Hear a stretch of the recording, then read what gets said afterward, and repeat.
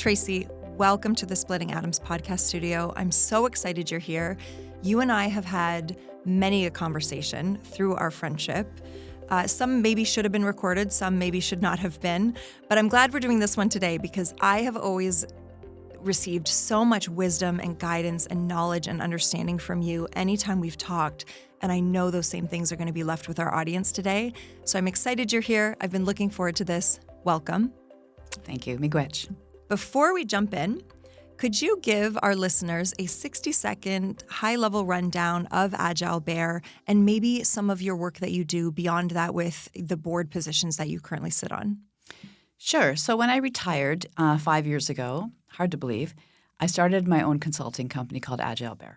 My oldest son's Anishinaabe name is Makwa, which means bear. My youngest is Wajepi, which means agility. So my company's named after my boys. I really thought people would hire me to do nuclear consulting. How do you run a reactor or safety culture or maybe even leadership? But instead what I found was there was a bit of a gap in our industry on Indigenous engagement, reconciliation, and how to sort of start those conversations. And that's what I've ended up doing a lot of, both within our industry and outside now that I've just sort of expanded my network. On top of that, I sit on a number of boards. I'm what you would call a professional board director. I sit on Ontario Power Generation Board, where I chair a Generation Oversight Committee. And I sit on the Canadian Nuclear Lab Board, where I chair the Safety Committee. I also sit on the University of Waterloo Board of Governors, where I chair Building and Properties, and United College, which is a college affiliated with the university, where I'm vice chair. And finally, one of my favorite boards is Ingenium, which is a museum board based in Ottawa, and they own the Museum of Science and Tech, Space and Aviation, and Food and Agriculture. And it's really fun board to be on because we always get to spend some time in a museum when we meet. That's it. I didn't know about the last one. I'm a museum girl, a bit of a history, not an art museum for me, but I love history and culture kind of museums. So I didn't know that one about you. See, I'm already learning more. When I think of who you are in this industry and how you're known and your reputation, you are thought of and known to be someone who shows up as authentically yourself, whether it's the work you're doing now with Agile Bear, the boards that you show up on, the mentorship or advocacy work, and throughout your career in the stations, which we'll touch on as we go through this conversation. But you do that while also sometimes being the first in those spaces and breaking down barriers and paving new paths for people. My question to you is, I'm interested, was this something that came naturally to you right from the beginning? Have you always been this way, or has this been something that you have developed over time or had to really work on? I think I always have been this way. My parents would probably agree. I am the eldest daughter, which comes with sort of high expectations, responsibility, and I've always sort of raised to those challenges. You know, my family is a blue-collar family. My dad was a machinist, my mom a bookkeeper, and so I was the first of the four of us to go to university. And even before then, I was always interested in doing first-of-a-kind type things. One example is I was a Rotary Exchange student when I was 16, and you could pick out of 39 countries, whatever country you might want to go to, ranked, first to last. And I picked Japan. So not only did I go really far away, but I went somewhere where nobody spoke English. I was going to be going to high school and have to learn the language. And although there was times of homesickness, I just really reveled in that role. I was the first Canadian that my high school had. And so I felt a lot of responsibility to represent our country well. And they were so interested in my Indigenous heritage. And I got invited to speak on so many different platforms because of that. And, also I was always a bit of an advocate. I grew up in the United Church, and at the time, around the same time in my life, so a young teen, the United Church was discussing whether or not to ordain homosexuals. It was quite a controversial discussion. Many people left the church over it. And I couldn't even drive. My dad had to drive me to the church meeting where I was the lone voice in favor of this ordination, along with our minister, who was a young progressive man. In a very small church, you get the young ministers, the first timers, and my dad just couldn't believe that I stood up there and I made my point and I argued with all of these older people in our congregation, and I went home, proud of myself, and that advocacy, that ability to stand out, I just always felt comfortable in that role. Your parents must have been thinking, "Oh boy, oh yes, what do we have on our hands here?" Yes. I love that you say the ministers start off. It's like a training ground. Yes, yeah, it is. That's so it funny. Is. Yes. And now with that courage, though, that also comes with a risk level, like a high tolerance for understanding you may fail, right? Speaking up in the rooms where no one else is, being the first to try different things. You've talked about the pressure that comes with that of representing in a good way, but it also comes with a risk of failure. You do not strike me as someone who fails often, but I'm sure you have. I'm sure you have learned that failure is something that comes along with having that tolerance for taking first steps. Talk to me about that. When's the first time, and how have you learned to deal with failure or even turn it into a positive? Another high school teenage story comes to mind. I was academically gifted, skipped a grade, teacher's pet kind of thing, had never experienced failure in my life until I was about, I would say, 14, 15, maybe even 16, and I failed a lifeguard test, and it was a physical test. So, of course, the book work came very easily to me, but I could not, swim these lengths in the time allotted or pull someone from the bottom. I can't exactly remember what it was, but it was a physical task. And I had never experienced failure before. I actually didn't even know how to experience it, which surprised my boyfriend, now husband. But what it taught me early on was that you can do your best. You can try your best and still not be successful. I had this vision of the world that if you worked hard and you were smart and you did your homework and did your best, you would always be successful. And here I had done my best and I wasn't successful. So it made me kinder, I think, in looking at those who weren't. Who were struggling, through school or socially, or whatever the case may be, because I started to understand finally what it was like to not have everything line up and tick all the boxes and be successful.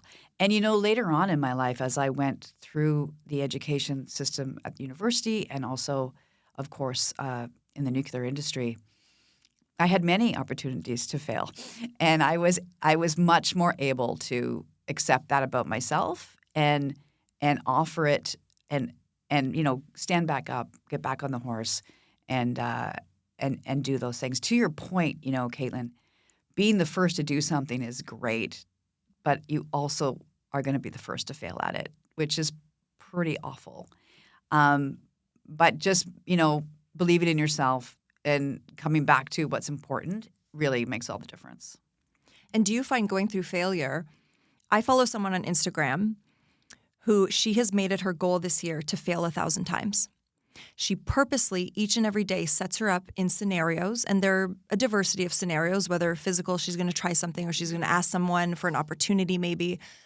But her whole goal is to find failure, because her theory on this, and it is happening, is those failures are actually providing wins for her. Yes. Right? She's getting more yeses than she thought. She's doing more than she thought she could. She is still absolutely failing, but she has repositioned that word failure into a positive thing. Mm-hmm.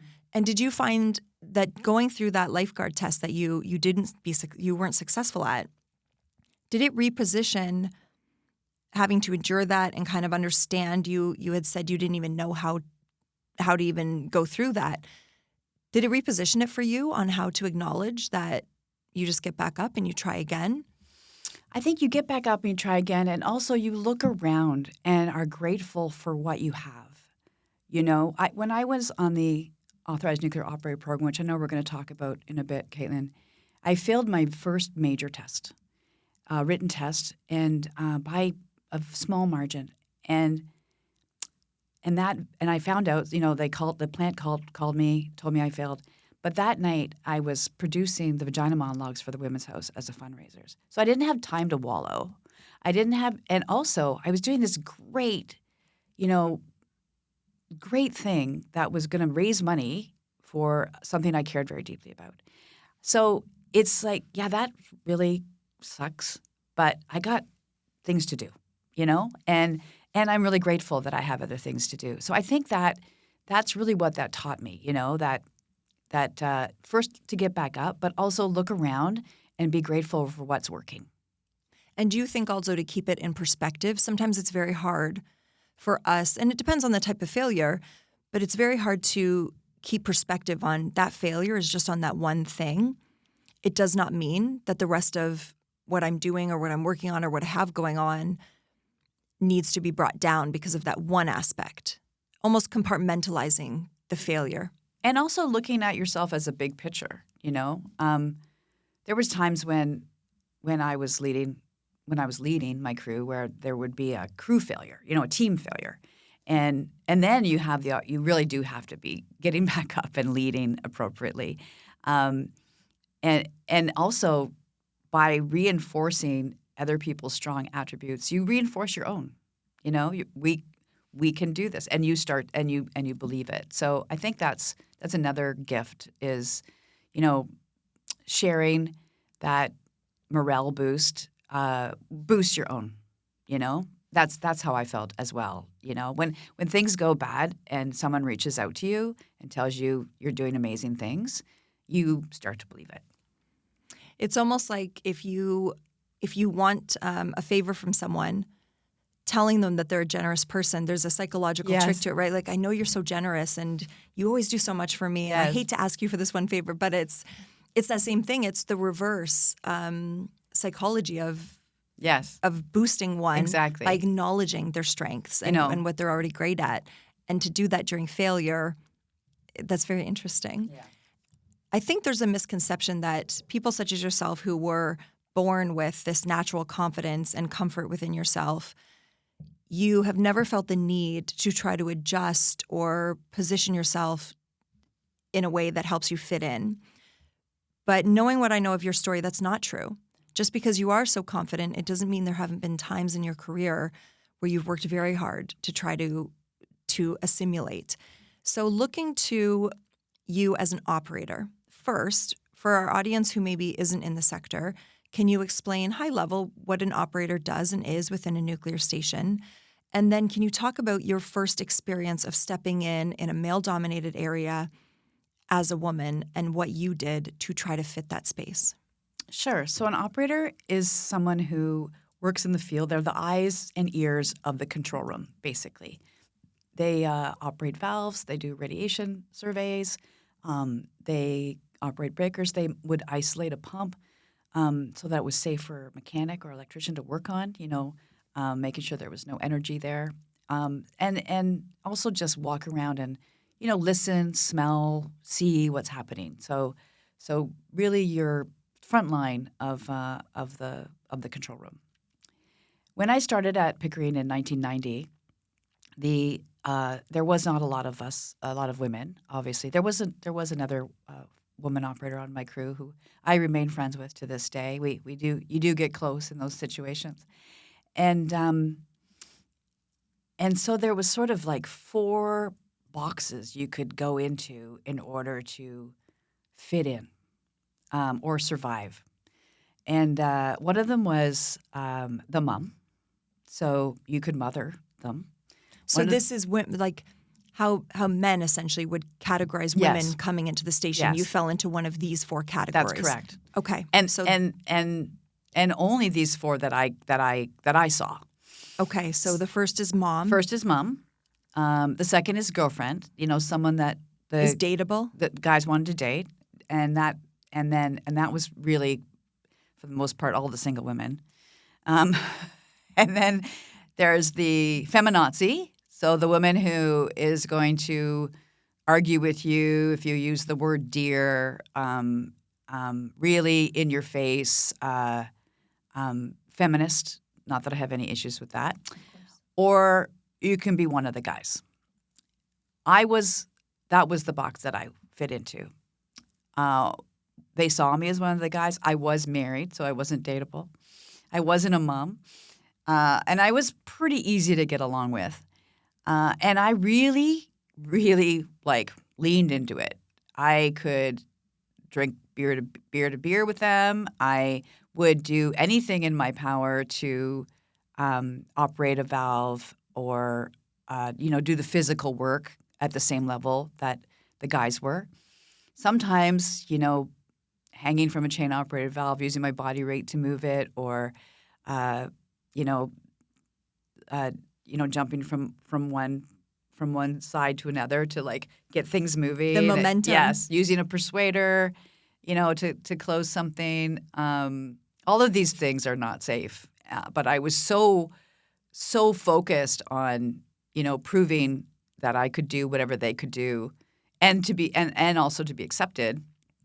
That I would put myself in these positions. I would take the dirtiest jobs and all of that sort of thing. And it wasn't until later in my career, probably after I became a mom, and certainly when I was starting to look towards the control room as my next step, that I was like, what am I doing? Why am I trying to be somebody I'm not? Now, don't get me wrong. I enjoyed my time being one of the guys, but why shouldn't I just be me? And that's sort of when that changed. It probably took 5 years, I would say. 5 years of me 5 years for me to figure that out and to really show up as who I am on a daily basis. So 5 years of being performative. Yes. Even though it touched on aspects that you enjoyed, it's still being performative until you started settling into, well, what do I actually want to show up as? It sounds and 5 also, years. It took me, by then I knew that I was just as good as they were, and in some cases better. You probably already showed up that way. You just didn't. Yeah. The environment wasn't really set out for a woman to feel that walking in at that time. No. And 5 years to me is still quite impressive because there's so many people who all of the years they don't figure that out. They're still performing. Yeah. They go through their entire career, their entire friendship group, their entire dating life, just performing and changing their character based on the scene that they're in. So 5 years is a long time, but also impressive. And, I got the opportunity to reinvent myself because after 5 years, I went to the Bruce site. Did a swap. Someone wanted to move to the city. I wanted to go back home. And so I got this opportunity to show up as myself. And that's what I did. I was already there. I was already there in my mind, but you're changing minds now, right?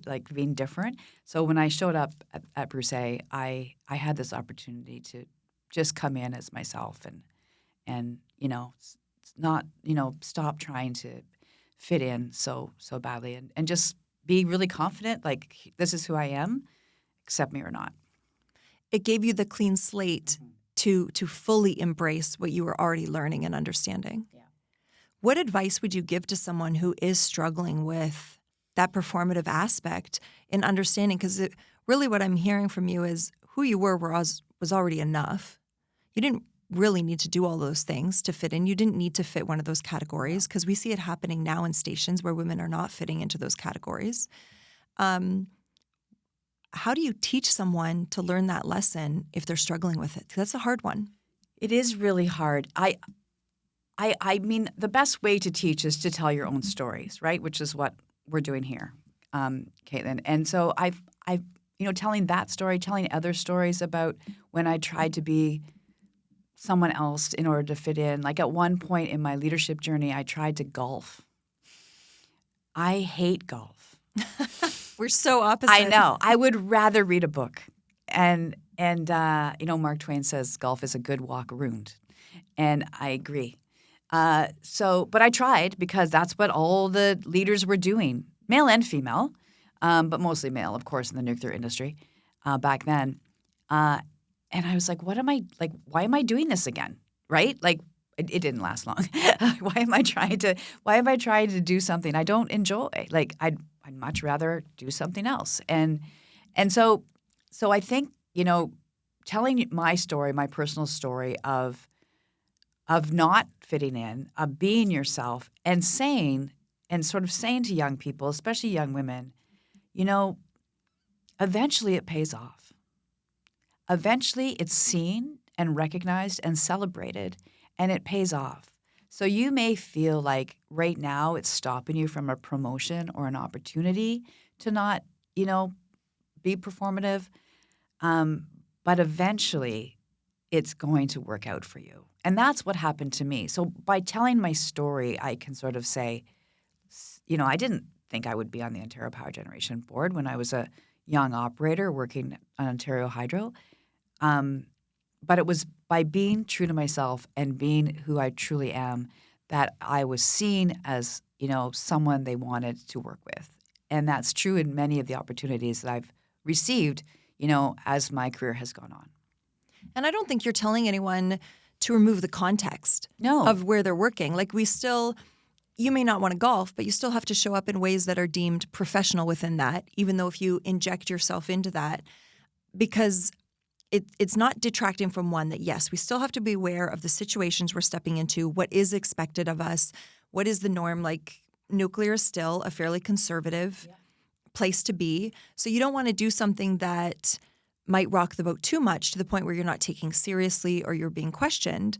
But there are still ways to show up authentically as yourself and feel comfortable and confident in that without having to conform fully.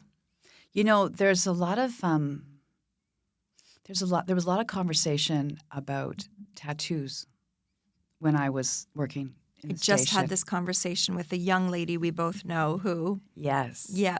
And I have many tattoos, and the first 5 maybe are hard to see.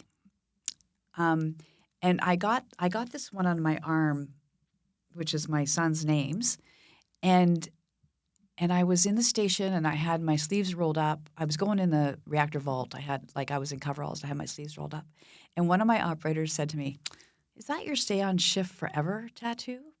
Because there was this, image that women, professional women in leadership roles, did not get visible tattoos. And I was like, all kinds of men in the nuclear industry have tons of tattoos. And I was like, no, this is who I am. This is who I am. And you know what? You know what they are? They're conversation starters. They really are. When I walk into a room and people will ask me, "What is that? What does that mean?" Or "Tell me about that." It's been a real conversation starter for me, especially with people who are uncomfortable and looking for a way to connect. A way to start. And I would say that's mostly younger people, younger than me, who are just looking for a way to start a conversation. And it's a way for them to start a conversation with me, showing me theirs, ask me about mine, off we go. I think that is it's a small example, but it is a really good example of staying true to yourself, being professional, but also showing your personality. It's funny because I think that comes with the counter to that. If someone doesn't like it and judges you for it, let them judge you. Yeah. Right? The Mel Robbins theory. Let them. Yeah. Because the world has changed. We've seen it. Sure has. It has not made you any less capable or competent in your jobs and in your positions. So let them. Let them be stuck in that space. Yeah. And the rest of us have moved on, and that's okay for them, to each their own. That's right. But you also have to have that attitude of being myself might not be for everyone. Like I go with my little, I'm wearing them today, I think, my little Mickey head, because I love Walt Disney World. Yeah. I don't care. Judge me. I just don't care. It's not egregious. It's not in your face, but it speaks to who I am. And so we all find those little things while knowing I might not be for everyone, but that's okay because I'm for me. That's right. Right? I'm still showing up and doing my job and acting in a way that I feel is true to the job that I'm trying to do. If someone doesn't like it, okay. Yeah. Let that be. Yeah. And that comes with its own level of confidence and It does, for sure. right. And that can be a lifetime of learning because we may be confident very much in one way where I'm fine, judge me for my love of Disney. But then you lack confidence in other areas where you think, oh, are people going to hold this against me? Yes. So it's not even unilateral about I'm so confident that nothing can touch me. It's just slowly building and finding these areas of where am I comfortable, where am I not, and finding what works for yourself. I like that. And if we look to your first day as an operator, to your first day as an authorized nuclear operator, and I will ask you again just to give a little bit of context for people and the difference between those two, because becoming one of the first 2 women at the Bruce Power site to become an authorized nuclear operator in A&O, you in Station A, I believe, your comrade in Station B, how did you show up differently? If on day 1 as an operator you showed up fitting a category, now you've gone through this transition of understanding your strengths and feeling comfortable in them. How did you show up the first day as an A&O? So an authorized nuclear operator is the person who sits in the control room and basically runs the reactor and turbine. So it's a large panel that you sit in front of. I encourage your listeners and viewers to, look it up. It's very Star Trek Next Enterprise looking, which is why I wanted to do it. I had a big crush on Jean-Luc Picard. And so when you after you work in the field, if you're interested, you can apply to work in the control room.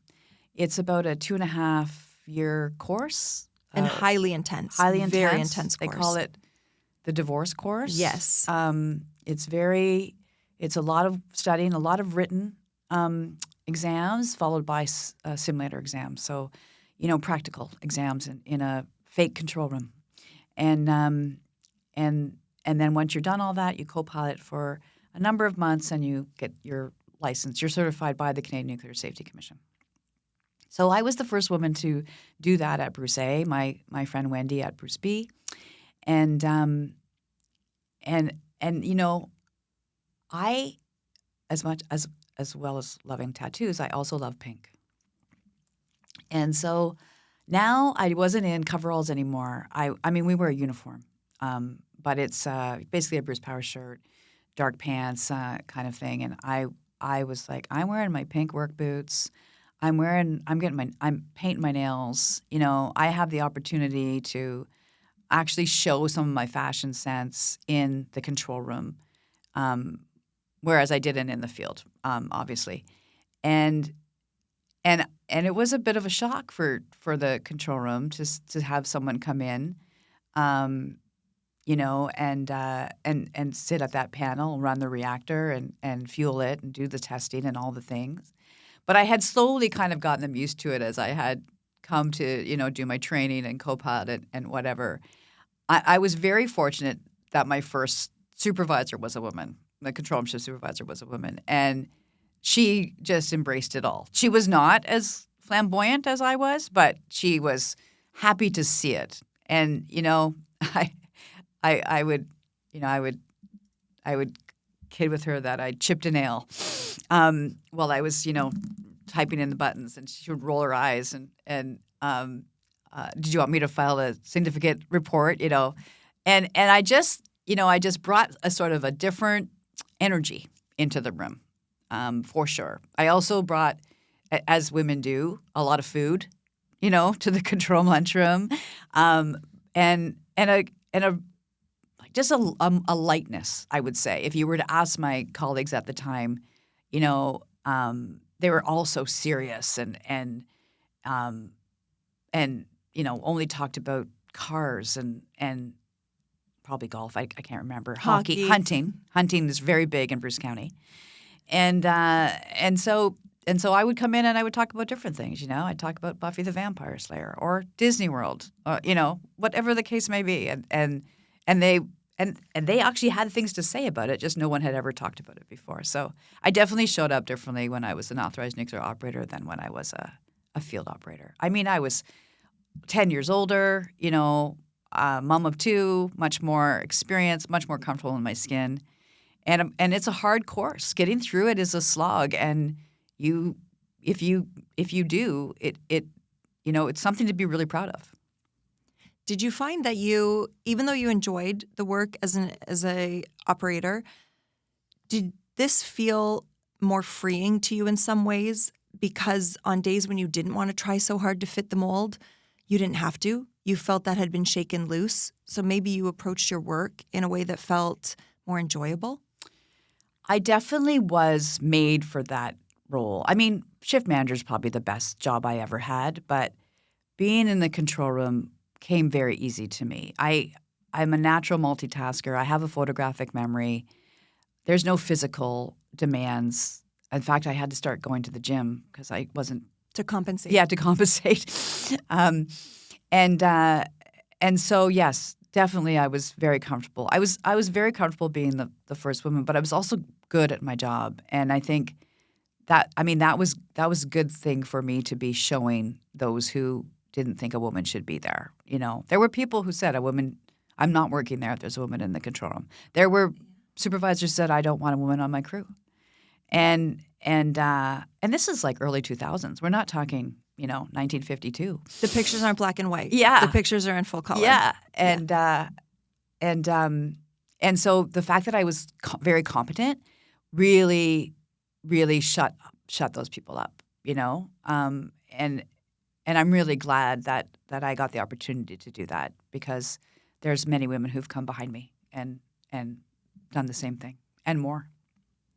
And would you say, can you pinpoint any moments where you knew you had shut those people up or instances where you surpassed men? Because you mentioned there becoming a shift supervisor. Mm-hmm. So again, for people who may not know, the acceleration up to shift supervisor is when you are on site in station, it's your show. Yeah. No one is above you in station. And so I'm sure there were a bunch of men who doubted your capabilities, who then had to report up to you, who, whether they liked it or not, you surpassed them. Yeah, there's a generation difference. So the generation sort of my age and a little bit older definitely struggle with that. But your generation had working moms. They were used to seeing a woman in charge. I was probably not their first female boss. And so with them, there was no issue. But like I said, a generation like my generation and a little bit older, yes, there definitely was. But what I brought to that role, the shift manager role, was 10 years in the field. And then, 3 or 4 years in the control room. I had so much street cred that nobody could really stump me, Or question. Exactly. I'd done it all. I'd done every job in the field. When an operator came in and said, that takes 2 hours. I'm like, no, it takes 20 minutes. I know it takes 20 minutes because I did it. And so that's not the case for all women who get into that role. Some women come from engineering or somewhere else who get in that, and they have a harder sell than I did. I really, because I came from the shop floor into that role, it just gave me a lot more ability to lead, to offer that respect right from the get-go. I didn't have to work so hard to earn it. I'd done that before, right? I'd already done that, and so I think that was the best job I ever had. And that job is really, being an authorized nuclear operator is a leadership role. But being a shift manager, you're not just leading a crew of operators, you're leading the entire station. And that really, for me, gelled all of the things I had learned up to that point about being a leader into the perfect job for me. I went on to do other things, maintenance, ops, leading, different things for the component, the MCR project. But that I'll never, ever say that wasn't the best job I had. And you know what? I have met so many CNOs and plant managers and senior vice presidents who say the exact same thing. Shift manager was the best job they ever had. Really? Yes. Just because it can tie in so many different strengths and yes. And you're so tied to the station, right? Like being close to what I call the big yellow spinny thing is where I want to be. And leading a group of highly capable, high-performing people is really rewarding. And also working nights and weekends when there's not a lot of upper management around is pretty great. The untold secrets. Yes, the untold secrets. That's too funny. So as we got to that moment in your career where you are leading now and you are developing people, holding them accountable, and being the one that's kind of, the puppeteer, will say, that you really are calling the shots, how did everything you had learned about who you are, how you lead, what feels good — I'm sure you learned from good and bad leaders on what to do and not to do — how does that show up when you face someone who reports to you who is maybe struggling? How does that all come together for you to actually walk someone through and help them find their way again? So, I call my leadership style compassionate directness, which I've told you before, Caitlin. And I'm going to use an example, an actual example to talk about that. Through my whole life, I had been an informal leader at work and then an actual leader at work. And I also had the opportunity to lead in all kinds of other areas as a volunteer on boards or committees or hockey, whatever the case may be.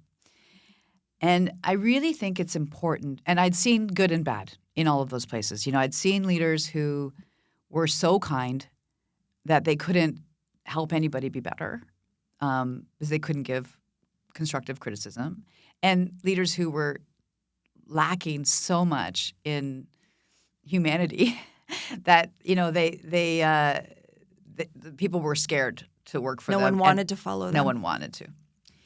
And I feel like one of the jobs as a leader, and this is, even, I guess, more obvious in the nuclear industry, is to make sure your people are safe physically and psychologically. So I had an operator, a leader operator, so like a supervising nuclear operator, someone who supervises operators in the field, work for me, bit of a crusty guy. Fantastic operator, fantastic leader, mentor, trainer, just really, really good at his job. He had worked on ships and just could figure out anything, but just a great operator. He was kind of my go-to guy. And all of a sudden, his personality changed. He started to get, a bit combative during the start of shift meeting. I was starting to hear things from the operators in training about how he wasn't really helping them anymore, not really being patient. And he had some increased absences, which were unexpected and not normal for him. And, I live in a small town, as you know, and, I was hearing maybe he was separating from his wife. Of course, I didn't say anything about that. I called him into my office, and I just started with, compassionate directness, which was, I just noticed you're not yourself. You are my strongest leader in the field. You are beloved by the trainees, and there's something going on. So, being generous and showing compassion, but also just putting it out there, like what is happening. And then, making it a safe space. He can either tell me or not. He could have told me to hit the road. But by offering that, opportunity to give him what I really felt about him in an honest way, but also showing concern about his attendance and what was happening, allowed us to start that conversation. And sure enough, he was going through a separation. He was struggling with shift and kids back and forth. And I said, well, would you like to come off shift for a while? Like, we can get you off shift, or do you need to take a break? Like, what do you need? It hadn't occurred to him to ask for help. He hadn't occurred for him to say, hey, Tracy, can I go off shift for a couple months, or I need to take 6 weeks off, or figure this, whatever. And so once he saw that there was a way that this could work, he was so relieved. And happy cry, I would say. And of course, so was I. And that's what we did. He went off shift for a few months, figured things out with his ex-wife, came back, fantastic. The old guy, the guy we were used to. And I really feel that a good leader has to know a lot, but it's more important that they care a lot. And you have heard me say this before. People don't care what you know unless they know that you care. And that to me is my mantra of leadership. And to be able to use it to really help someone when they're going through a hard time is the most rewarding part of being a leader. How differently do you think that conversation would have gone, or how different the solution may have been or the outcome if you had gone into that conversation with him from a very authoritative, you're doing this, you're doing that, and you better pull your socks up kind of perspective, which is a different leadership style, yes. right? Very old school leadership yes. style. How differently do you think the outcome would have been? Well, I don't think he would have told me what was happening, and he probably would have ended up on stress leave, shortly after, and maybe not come back for months and months and months. We would have lost a good operator for an extended period of time, maybe forever, if that had been the case. And that's just such a waste of a great relationship and a great person. And I just think there's always a way to have those conversations before you have to go down that more difficult path of discipline and even then you can still do that with compassion. There's no need to be not in today's world. Like that's what I grew up in. But I always say to young women who are thinking about becoming authorized nuclear operators or shift managers, just because it was hard for me does not mean it should be hard for you. We need to change the way we do things so that we can all be successful. Are you happy with the changes you're seeing? I really am. I really am. There's a great program at Ontario Power Generation called Bridging the Gap, led by a control room shift supervisor, shift manager, and supported by all the way up to Nicole Butcher, our CEO. And they're working to get more women into that pipeline to become certified. That's always been the way to get to the top, is to have a license as a shift manager or some other position in the control room before you get to CNO, CEO. But the other change I'm seeing is it's no longer the path. You can come from somewhere else and learn a little bit about operations and still go to the top. You don't have to go through the long process of working on shift for 29 years like I did to get there. And that's good for both men and women. To get the best leaders, not the smartest engineers in the leading our industry. And you can see that. You see it with Nicole. You see it with Lori Swamy. We saw it with Romina. Lori Swamy, of course, CEO WMO. of a nuclear waste management organization. I didn't hear. Who else did you mention? Nicole Butcher, so CEO of OPG. Of OPG. Romina, who was the leader of the Canadian Nuclear Safety Commission for many years and made a big difference. And we see it with also Rachna. Rachna with Connexus. I was going to say COG, so thank you for fixing me. Her episode launched just a couple weeks before yours here. So yes. So we're seeing it more and more in our industry, And next step for me is let's put some Indigenous women in there. I think we had this conversation recently. Our industry does so much for amplifying Indigenous voices and inclusion, reconciliation, all of those things. You and I both agreed we now at conferences and things, we want to start seeing Indigenous perspectives shared on not just the Indigenous panels.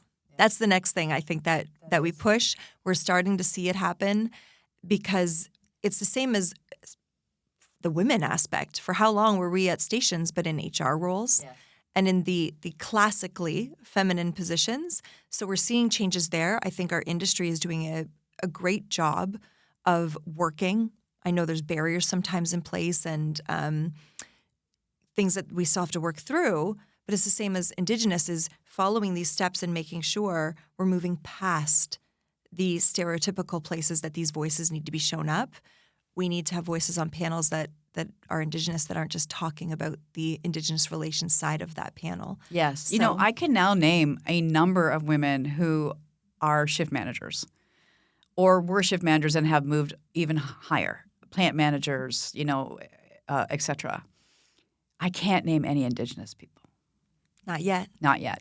And so that to me is the next thing that I'm knocking on the door for. Let's get some. We need a new first. We do. We need a new first. Yeah. I would agree with that Yeah. one. Yeah. And I need some company. Yeah, you, I guess, would have been the first on both fronts. That too. I don't know why. I'm sure I've thought of it before, but it just clicked too. Yeah, as an Indigenous woman. Indigenous person. You were like a 2-for-1 kind of deal there, which is a pretty big deal. Yeah. Yeah. What a great influence, really. I mean. Well, and to your point, don't put me on an Indigenous panel. Put me on a panel that's talking about the industry as a whole or nuclear as a whole or what I think about safety culture, leadership, small modular reactors. It's having those voices. We see it, like you said, now with women.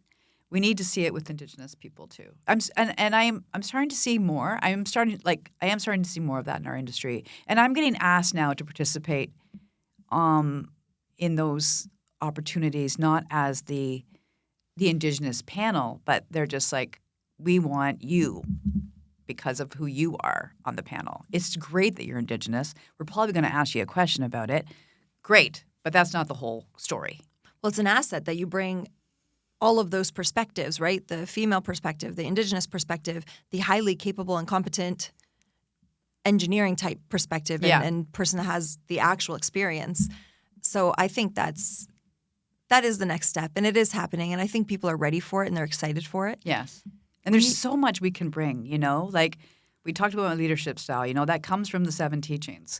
And I encourage people to look them up. I was just going to ask about it because I love this. I always love these parts of our conversations when number one, I'm an animal lover, so sign me up. Yes. But the 7 sacred teachings, they show up so consistently in the work you do and the way you show up for others.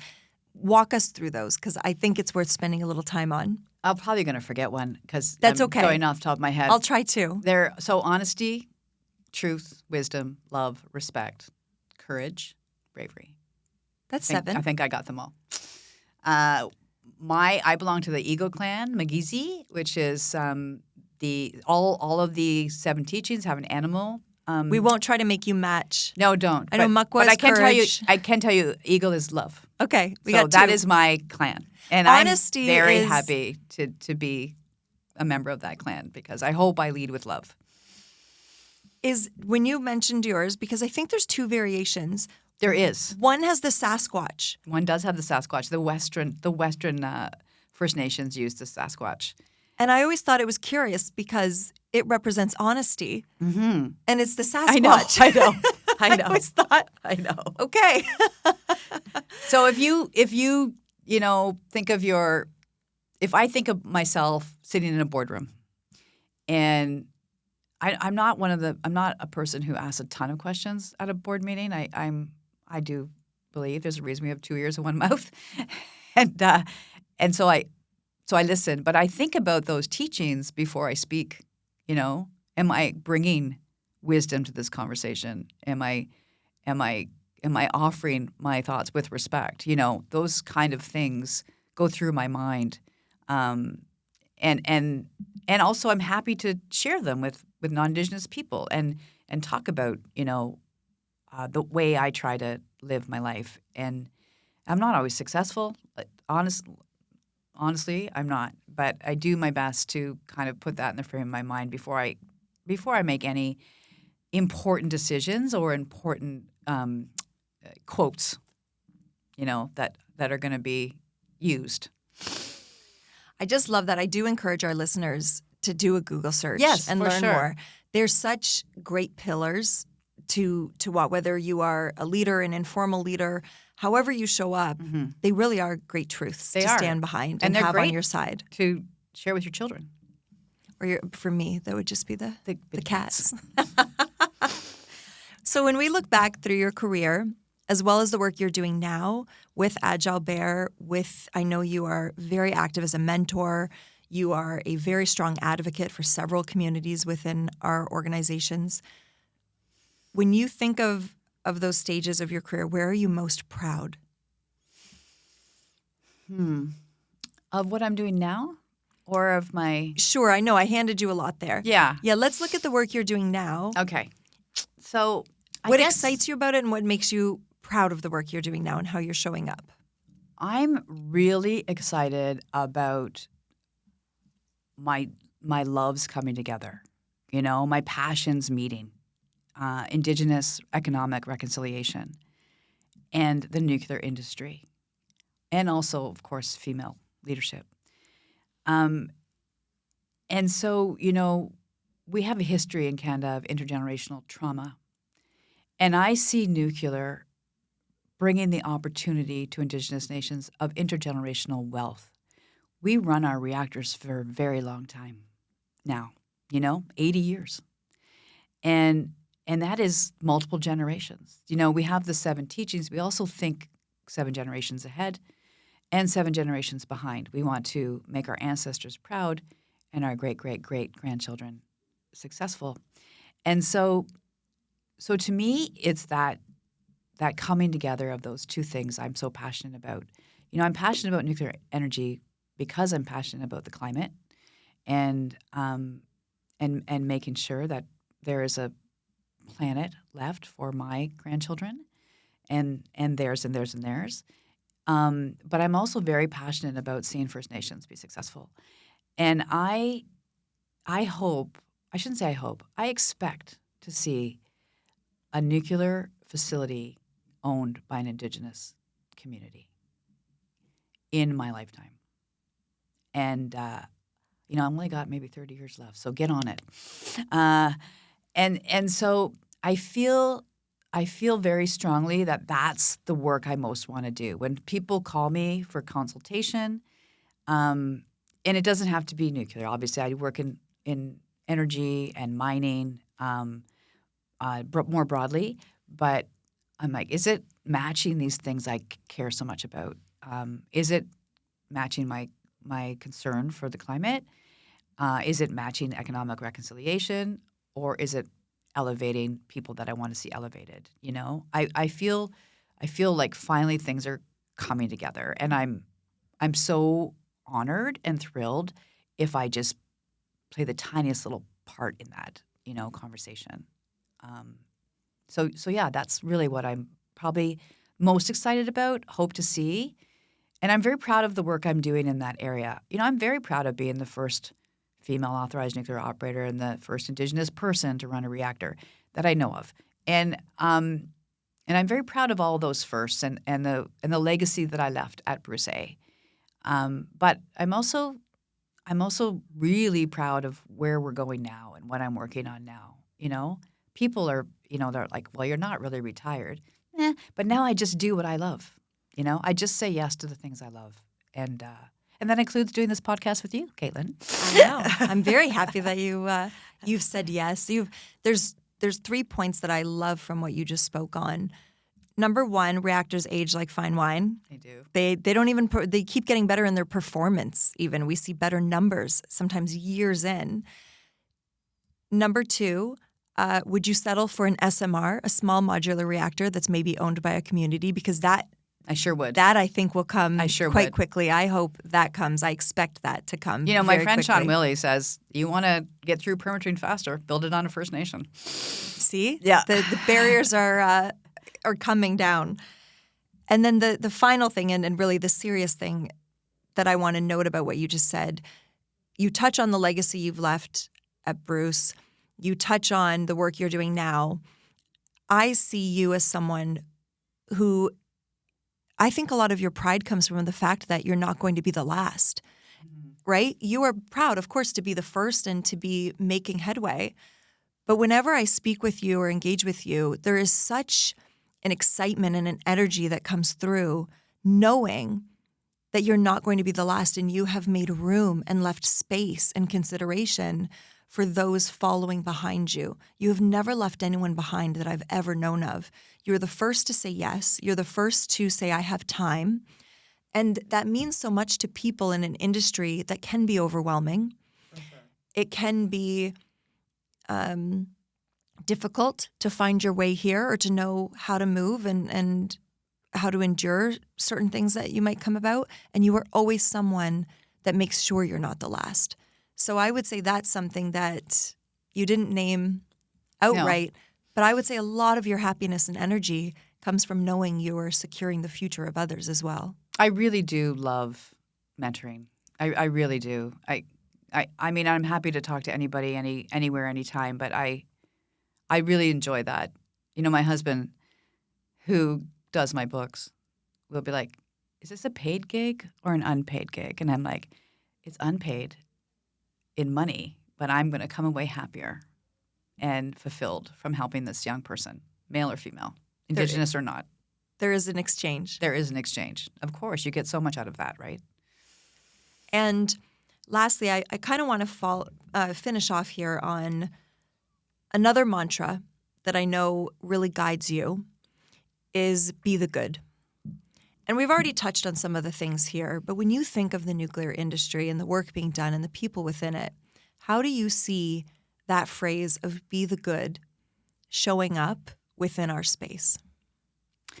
I think the nuclear industry is really leading in areas where maybe the rest of the world is falling behind right now. The nuclear industry has not stepped away from ED&I. The nuclear industry has not stepped away from fighting climate change, and they have not stepped away from Indigenous reconciliation. And I'm talking about the industry as a whole. It's not just OPG and Bruce Power. It's the entire industry. Everybody in the industry, I mean, one of the reasons I get so much work is because everybody in the nuclear industry wants to do the good. They do. And so they call me and say, how do we do it here? Can you help us here? And where when I look around, at what's happening right now in the world and our southern neighbor, and I see going back in history when you think about women and diversity and the climate crisis, the nuclear industry is not doing that. And that's not just in Canada. That's around the world. That includes the U.S. The nuclear industry is sticking to those values. You still see women leading and leading well. You still see diversity. I mean, look at the moon trip, right? It's like just makes me cry like every time I watch them. And I just think, there are pieces where the good is still happening, and the nuclear industry is one of those pieces. I would agree, in fact. And it hasn't even touched upon the fact that we're also fighting cancer. Yes. And, we haven't even talked about that. That's what I mean. One of my future guests is very heavily involved in that space, is one of the main leaders of the isotope programs. And I'm so excited to introduce to our listeners that aspect of it and to really talk about what that means. Yes. Right? World leading, people. Incredible. People don't realize how Canada is world leading in all of these areas of the nuclear space. There's so many good stories in the deliverables of our industry. And then you talk about the fact that, to me, the real selling point is still the people and still the way we show up for each other and all those things. I really do think of our industry as a superhero industry, which I know I'm biased. I know I'm in the industry. Me too. It might sound cliche. I don't know.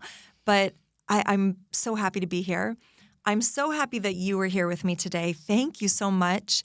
And I hope our guests leave today understanding that to be the first or to have the courage to do something that maybe you have never done before or has never been done before doesn't mean to do so without fear, without failing, or with having everything figured out. And your story and the success you have had is a true showcasing of if you show up authentically and you continue to step into yourself more and more, being the first is okay, even if you fail sometimes along the way. Sure is. So thank you so much for splitting atoms with me today, Tracy. She miigwech, Caitlin.